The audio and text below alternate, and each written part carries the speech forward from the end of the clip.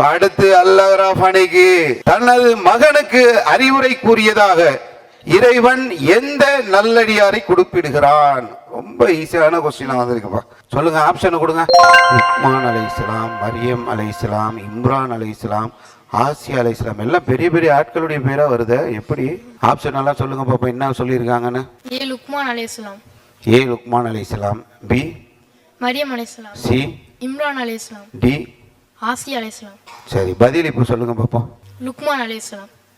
Luqman அலைஹிஸ்ஸலாமா?